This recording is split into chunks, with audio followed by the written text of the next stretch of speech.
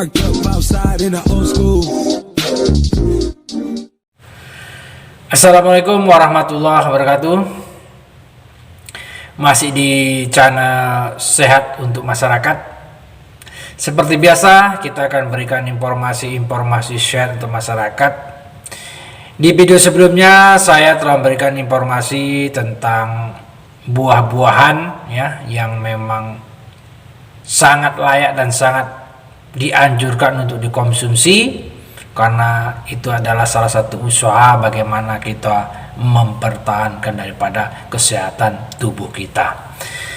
Tapi kali ini kita akan berikan suatu informasi yang juga tidak kalah pentingnya. Mungkin ini sering terjadi di masyarakat, Bapak Ibu, teman-teman sekalian mungkin pernah mengalami yang namanya luka ya, luka di tubuh kita.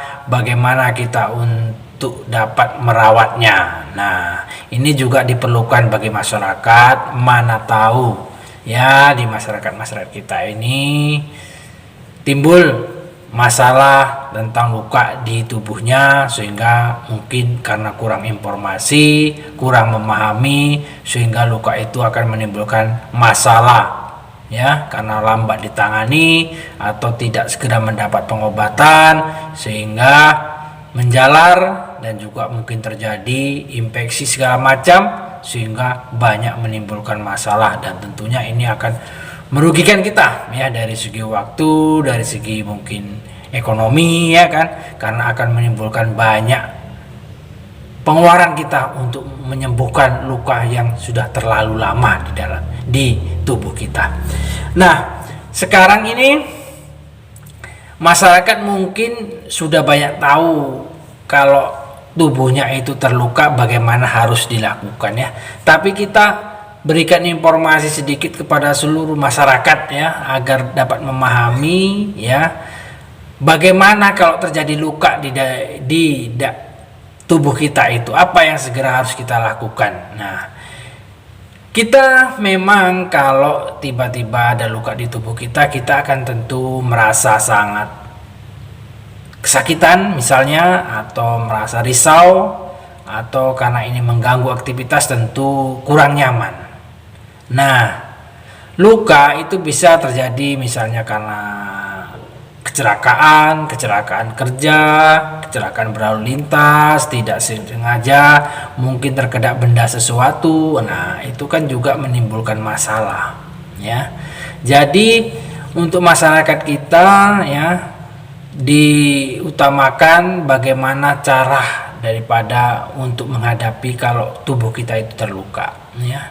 Perhatikan luka itu, apakah luka itu cukup berbahaya misalnya, atau memang harus segera kita bawa ke fasilitas kesehatan untuk mendapat penanganan. Nah, itu masyarakat harus tahu ya. Jadi sekarang prinsipnya kalau terjadi luka misalnya masih bersifat luka-luka yang ringan seperti luka lecet ya, mungkin terkena benda sesuatu, nah ya kan, itu adalah kita harus namanya membersihkan luka ya. Jadi masyarakat semua dapatlah mengetahui bahwa setiap terjadi luka, yang harus dijaga adalah luka itu tetap bersih. Karena apa? Dengan bersih dia akan tetap steril. Dengan steril ini ya, tidak ada lagi kuman-kuman yang melekat pada luka itu, dan tentunya kalau ini bisa dipertahankan, luka itu akan lebih cepat sembuh. Nah, seperti itu. Jadi diinformasikan pada masyarakat sekali lagi, kalau terjadi luka ya, kita utamakan kebersihan luka, kita jaga. Bagaimana ya? Cucilah luka dengan air ya. Nah, ini ada beberapa cairan kita bilang yang dapat untuk dipakai untuk membersihkan luka. Cairan yang pertama itu adalah cairan air mineral ya. Air mineral mungkin bisa kita temukan ya, misalnya aqua ya. Itu bisa kita gunakan untuk mencuci luka kita dengan segera. Jadi kita bersihkan, kita cuci. Nah, ya, setelah kita cuci bersih, nah, luka itu baru kita tutup, baru kita segera meminta pertolongan ya, ke fasilitas kesehatan atau ke orang lain yang mungkin bisa untuk menangani keadaan lukanya, ya. Kemudian air yang bisa kita gunakan juga air matang. Air matang artinya air minum yang sudah direbus, yang sudah dimasak. Itu bisa digunakan untuk mencuci luka karena itu dianggap air yang steril, ya. Karena sudah tidak ada lagi kuman-kuman yang berada di dalam air yang matang itu, ya. Kemudian air rebusan, ya. Air rebusan herbal yang dicampur dengan herbal ini pun ada nih, mungkin di tempat-tempat tertentu ini digunakan untuk mencuci luka, untuk membersihkan luka agar luka itu dapat dipertahankan kondisinya tetap bersih dan steril, ya. Jadi air-air itu dicampur mungkin dengan bahan-bahan herbal sehingga air itu dapat membunuh kuman, ya. Kemudian air rebusan daun, nah daun ini ya, daun biji jambu. Nah itu bisa kita gunakan untuk mencuci luka, ya. Selain itu daun sirih merah, daun binahong. Nah ini bisa kita gunakan untuk mencuci luka, ya, untuk mencuci luka.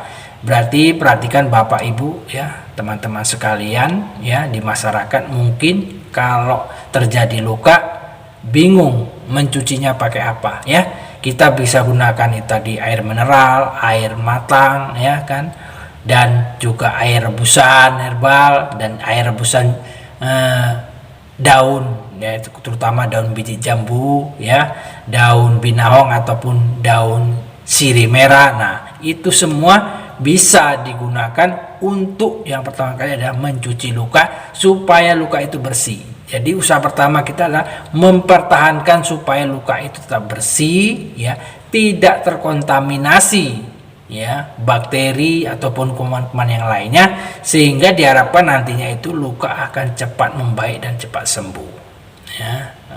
Nah ini informasi dasar kalau kita terjadi luka, ya. Jadi masyarakat cukup memahami sampai di sini dulu, ya.